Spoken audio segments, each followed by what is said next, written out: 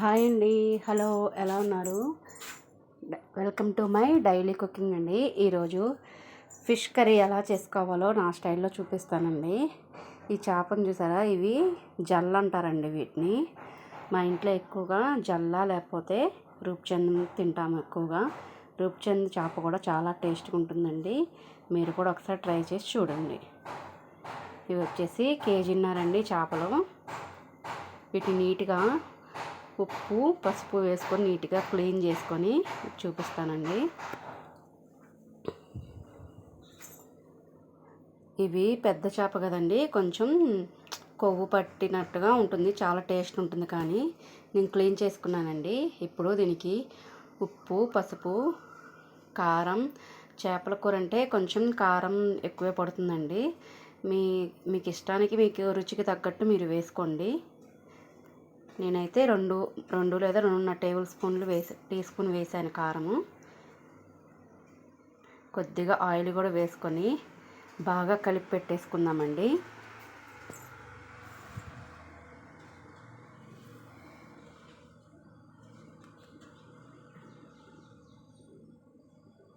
కొంతమంది దీంట్లో మసాలాలు ఎక్కువగా వేస్తారండి. ధనియాలు, కొబ్బరి, గసగసాలు కూడా వేస్తారు. కానీ నేను అవేమి వేయనండి. అవి వేసినా వేయకపోయినా గరం మసాలా మేము ఇంట్లోనే పట్టుకుంటాం కదా, అవి వేస్తాం కాబట్టి టేస్ట్ సేమ్ అదే టేస్ట్ వస్తుంది. కొబ్బరి వల్ల ఏంటంటే కొంతమందికి గ్యాస్ వస్తుంది, కొబ్బరి పడదు కొంతమందికి. అందుకని మేము ఫస్ట్ నుంచి కూడా కొబ్బరి అసలు వాడమండి. కానీ టేస్ట్ బాగుంటుంది. కానీ అది వేసుకోవాలనుకున్న వాళ్ళు వేసుకోవచ్చు. ఎలా అంటే కొబ్బరి కొంచెం వేయించేసి ధనియాలు ఇవన్నీ మసాలా దినుసులు ఉంటాయి కదా, అవన్నీ వేయించి ఆ పౌడర్ పట్టుకొని వేసుకోండి మీకు కావాలంటే. నేను ఆల్రెడీ గరం మసాలా పట్టుకున్నా కాబట్టి మా దగ్గర ఉంది కాబట్టి నేను ఏం వేయట్లేదు. నేను కర్రీలో లాస్ట్లో వేస్తానండి గరం మసాలా. చూడండి,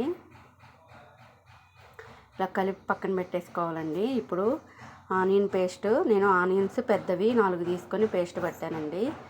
ఇలా ఆయిల్ కొంచెం ఎక్కువ వేసుకోండి. ఆనియన్ పేస్ట్ కొంచెం ఎర్రగా వేగిన దాకా వేయించుకోవాలండి, హై ఫ్లేమ్లో పెట్టుకొని. చూసారా, ఇలా కలదిప్పుకుంటూనే ఉండాలి, లేకపోతే మాడిపోతుందండి. ఆనియన్ పేస్ట్ ఎంత ఎర్రగా ఎగితే కర్రీ అంత టేస్ట్గా ఉంటుందండి. ఇప్పుడు కొంచెం దీంట్లో పసుపు వేసుకుందామండి. పసుపు వేసుకొని కొంచెం ఎర్రగా వేయించుకొని తర్వాత అల్లం వెల్లుల్లి పేస్ట్ వేసుకుందామండి. ఇలా కలతిప్పుతూనే ఉండాలండి, హై ఫ్లేమ్లో పెట్టి. ఎర్రగా వేగుతుంది.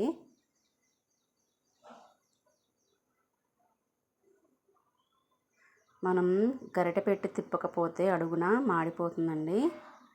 చూసారా, ఎర్రగా అయ్యింది. చూసారా, ఎర్రగా వేగిపోయింది. ఇక అల్లం వెల్లుల్లి పేస్ట్ అండి. ఇది ఇంకొక డబ్బా అండి. నేను ఆల్రెడీ దీన్ని మిక్స్ చేసి పెట్టుకున్నాను, అది ఒక డబ్బా అయిపోయింది. కొంచెం అల్లం వెల్లుల్లి పేస్ట్ వేసుకొని మళ్ళీ అది పచ్చివాసన పోయిందాకా వేయించుకోవాలండి. అది పచ్చివాసన పోయిందాక వేయించుకొని దాంట్లోనే మనం కలిపి పెట్టుకున్న చేపలు ఉన్నాయి కదా, ఫిష్, అవి వేసుకోండి. వేసుకున్న తర్వాత ఎక్కువ గరిటెతో తిప్పకుండా మనం ఆ గిన్నెని వెగరేస్తూ ఉండాలండి ముక్కల్ని. గరిటె పెడితే ఏమవుతుందంటే చితికిపోతాయండి చేపలు. మీకు నేను ఒక చేత్తో వీడియో తీస్తూ ఒక చేత్తో చేయడం కుదరట్లేదు కాబట్టి నేను గరిటెతో ఒకసారి తిప్పినట్టు చూపించాను.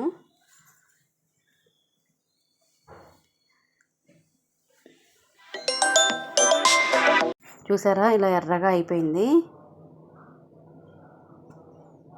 ఇప్పుడు దీంట్లో టమాటాలు, 2 పెద్ద సైజు టమాటాలు మిక్సీ పెట్టానండి.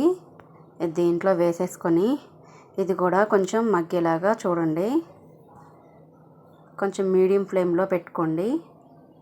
ఇది మొత్తం కలదిప్పేసి మీడియం ఫ్లేమ్లో పెట్టండి. పెట్టేసి ఇప్పుడు దీంట్లో కొంచెం ఉప్పు కొంచెం కారం వేయాలండి. నేను దాంట్లో ఆల్రెడీ చేపల్లో వేసాను కదా, అయినా సరే కొంచెం ఉప్పు కారం పట్టిద్దండి, ఇంకా బాగుంటుందండి ఇలా చేసుకుంటే. నేను చూసారా కొంచెం మీడియం ఫ్లేమ్లో పెట్టి వేయించుతున్నాను. ఆయిల్ కొంచెం పైకి తేలే వరకు ఈ టమాటా జ్యూస్ కూడా వేయించుకోవాలండి, పేస్టు. చూసారా ఆయిల్ పైకి తేలుతుంది. ఇప్పుడు దీంట్లో 1 స్పూన్ కారం వేసాను, కొంచెం ఉప్పు వేస్తానండి.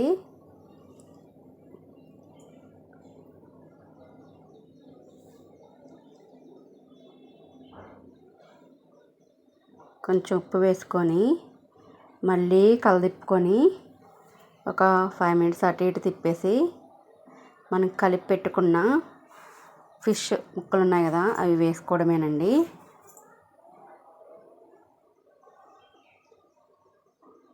చూసారా ఇలా పెట్టుకోవాలండి. ఇప్పుడు అది మొత్తం పచ్చి వాసన పోయిందాకా వేయించుకున్నాం కదా, ఇప్పుడు ఫిష్ ముక్కలు తీసుకుంటామండి.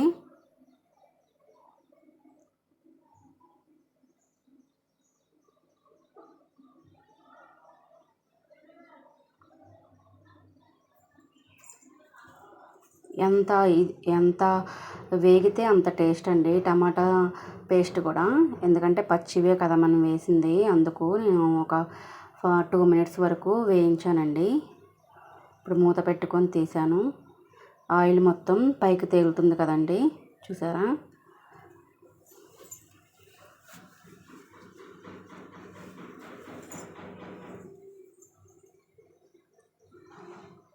ఇప్పుడు దీంట్లోకి మనం ఫిష్ ముక్కలు వేసేసుకుందామండి.